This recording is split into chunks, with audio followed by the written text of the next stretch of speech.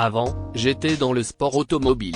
Et puis lorsque papa est décédé d'un cancer en 2004, il nous a paru évident, à mon frère et à moi, de faire perdurer son œuvre. Alors quelques mois plus tard, encouragé par la famille, j'ai lâché mon activité et j'ai repris sa société. Depuis plus de 20 ans, Laurent Distel, la soixantaine, fils aîné du célèbre artiste Sacha Distel, est le gérant de Prosody, société d'édition musicale et de production phonographique riche de plus de 600 titres composés et enregistrés par Sacha. Son quotidien, donner ou non l'autorisation à des producteurs, des marques, des chanteurs, des fans, d'utiliser le répertoire ou l'image du chanteur disparu. Au début, ça a été compliqué parce que j'ignorais tout de ce milieu complexe. Mais depuis, je me passionne pour ce métier qui m'a permis, à travers un énorme travail d'archivage, de découvrir la carrière de mon père que je connaissais si peu finalement. C'est assez étonnant la vie. Convient-il? Gardien du temple. Voilà un terme et une fonction que ne renie pas Claude François Jr. L'ayant droit a des droits et des devoirs, souligne-t-il. Le fils aîné de Clo-Clo avait 9 ans lorsque son père est mort le 11 mars 1978. L'idée de m'occuper du patrimoine artistique qu'il nous avait laissé est venue naturellement. Je considère que c'est une marque de respect, une sorte de reconnaissance du ventre. J'ai commencé à le faire sérieusement dès l'âge de 25 ans et cela occupe depuis les 2/3 de mon temps car je produis par ailleurs des spectacles. Mon frère Marc est consulté pour toutes les décisions importantes. Il faut dire que les sollicitations, je reçois une demande d'utilisation du titre My Way comme d'habitude, du monde entier tous les 2 jours environ, ne manque pas.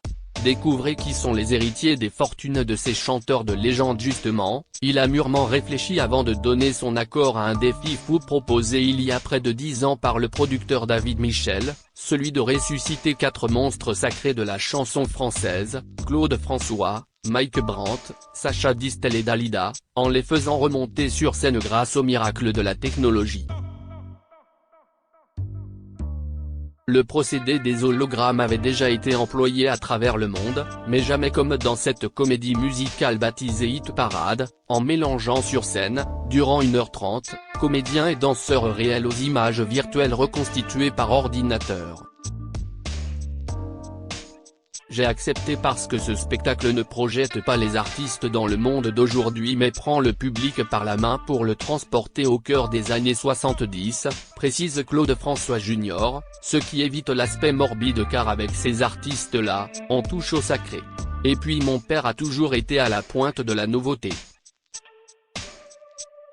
Je pense qu'il m'en aurait voulu de ne pas avoir approuvé, ajoute-t-il. Laurent Distel, Orlando, frère cadet de Dalida et Iona, nièce de Mike Brandt, garant respectif de la carrière posthume des 3 autres artistes, ont eux aussi donné leur accord à la réalisation de ce show totalement bluffant, reconnaît Orlando. Plus de 35 ans après le décès de sa sœur, Dalida s'est suicidée le 13 mai 1987, note de la rédaction, il continue d'entretenir sa légende. Je me suis occupé d'elle de son vivant, je continuerai jusqu'à mon dernier souffle, avoua-t-il dans nos pages en 2014. Elle a fait de moi son légataire universel parce qu'elle savait que je respecterais sa mémoire. Directeur artistique de la star avant de fonder avec elle leur propre label musical, Orlando a participé au choix des tubes de Dalida qui ont été repris dans Hit Parade.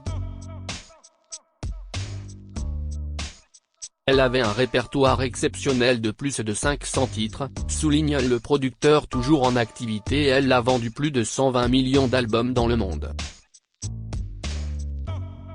Ce spectacle va forcément émouvoir ses fans historiques, mais il devrait séduire également la jeune génération. J'ai toujours voulu établir un lien avec la jeunesse en proposant des remixes de ces tubes, conclut Orlando. Claude François, Dalida, Mike Brandt. Qui sont les héritiers de leur fortune. Perpétuer avec respect le souvenir de son oncle, c'est la mission que s'est donnée Iona Brandt, la fille du frère cadet de Mike Brandt, qui n'a pourtant jamais connu l'idole de la chanson de son vivant puisqu'elle est née en 1976, un an après sa mort. Le chanteur s'est défenestré le 25 avril 1975 à l'âge de 28 ans, note de la rédaction. Si jusqu'à l'âge de 16 ans, Mike n'était pour elle qu'un tonton qui avait chanté, confie-t-elle, les choses changent lors de l'enregistrement d'une émission Sacrée Soirée à Paris. Là, j'ai découvert l'ampleur de sa notoriété. Les gens venaient spontanément vers moi pour me parler de lui et ça n'a jamais cessé par la suite. Depuis plus de 20 ans donc, et avec l'aval de son père, Iona se consacre à la gestion de l'œuvre artistique de Mike. J'ai pensé un temps m'occuper d'animaux. Mais j'ai vite été rattrapé par ce devoir de mémoire et je le vis très bien parce que sa vie a été tellement intense que je prends cette activité comme un cadeau et non comme une charge. Pourtant, entre alimenter les réseaux sociaux, plus de 215 000 followers, répondre aux demandes et s'occuper de la sortie d'un disque qu'on me réclame tous les ans et qui devient systématiquement disque d'or car je continue de trouver des orchestrations inédites, constate-t-elle, il lui reste juste assez de temps pour s'occuper de ses 2 enfants. Une activité lucrative pourrait remarquer certains ? Il n'y aura jamais de chaussettes Mike Brandt, s'exclame Iona avant d'insister, il faut que tout corresponde à sa philosophie. Enfin, livre Claude François Jr., ne pensez pas que nous sommes toujours plongés dans le passé. Au contraire, il faut se projeter dans l'avenir pour maintenir ces artistes dans la mémoire collective.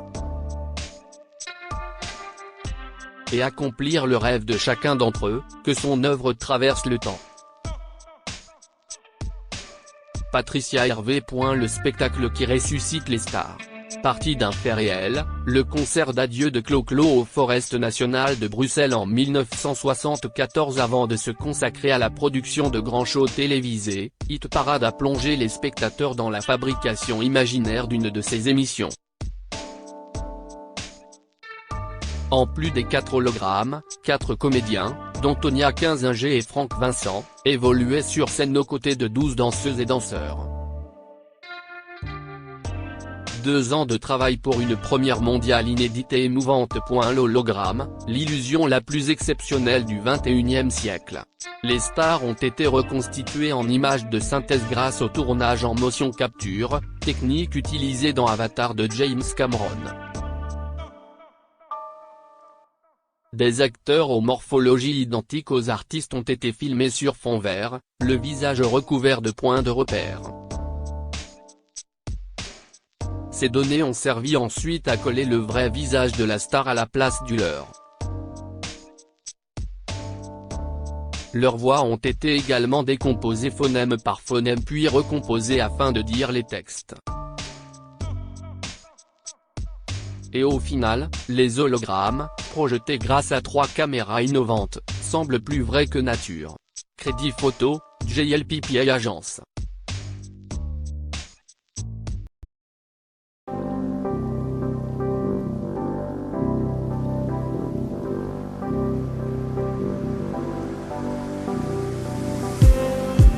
Just